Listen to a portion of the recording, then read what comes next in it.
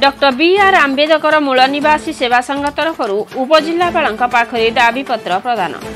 ढेंकानाल जिला Kamakhyanagar block doctor B R. Ambedkar मूल निवासी दलित सेवा संघर सभापति भिकारी चरण नायक नेतृत्व में एक प्रतिनिधि दल कामाख्यानगर उपजिलापाल श्रीयुक्त नारायण चंद्र नायक को भेटी आज महामहिमा राष्ट्रपति श्रीमती द्रौपदी मुर्मू और भारतर प्रधानमंत्री श्रीयुक्त नरेंद्र मोदी ओडिशार मुख्यमंत्री श्रीयुक्त मोहन चरण माझी उद्देश्य एक दाबीपत्र प्रेरण कर चलित मास अगस्ट 1 तारिख में उच्चतम न्यायालय अनुसूचित वर्ग उद्देश्य देथिबा राय को प्रतिवाद करी उक्त दाबीपत्र प्रदान कर प्रधानमंत्री खूब शीघ्र उक्त दाबी को विचार को नहीं उच्चतम न्यायालय पुनः विचार अर्थात रिव्यू पिटिशन दाखल करने संगे संगे उक्त राय को संपूर्ण निष्क्रिय करने आदेश आनिले संसद रे आईन आणंतु बोली मूल निवासी संघ दाबी करिसेंती।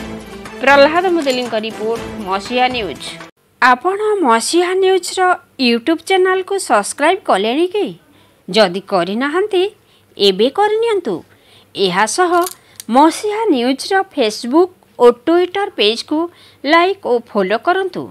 ता सह मसीहा न्यूज रो ऐप आसी गलानी निज मोबाइल रो प्ले स्टोर रु डाउनलोड करनियंतु। जय जगन्नाथ। मु भिकारी चरण नायक ढेंकानाल जिला कामाख्यानगर उपखंड डॉक्टर बी.आर. आंबेडकर मूल निवासी दलित सेवा संघ सभापति। आज जो दाबीपत्र जो विषय कौन कहे अगस्ट मास 1 तारिख रे सुप्रीम कोर्ट एससी एसटी मानक संरक्षण उपर जो गुरुत्वपूर्ण राय देइथेंती राय संपूर्ण भाव में असंवैधानिक अटे। एथि संविधानिक एभली कौन कथा नहीं एभली उल्लेख नहीं जे ए परिस्थिति रे मु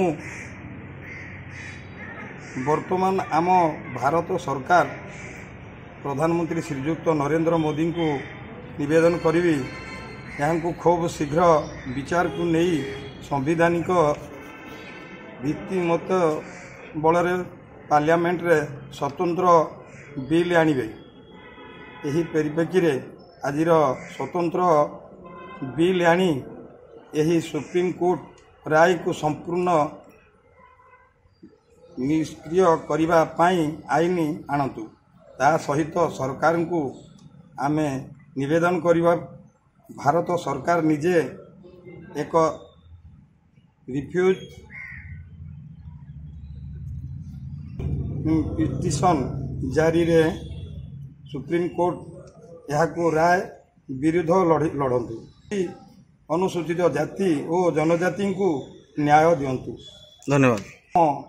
समग्र भारत वर्ष ओडिशा आम भारत रे थिबा समस्त अनुसूचित जाति और जनजाति भाई और भौणी मान संगठन कर्मकर्ता नेतृत्व मंडली भाई मान को निवेदन करी बी.आर. आंबेडकर जो भाव रे गणतंत्र उपयोग करथिले तारी परिवार को कहिसंती सही भली भाव रे रीतिमती शांति श्रृंखला भाव रे देशर धन नष्ट न होबा पई आमे आमर भारत डाकरा बंद करिया पई आमर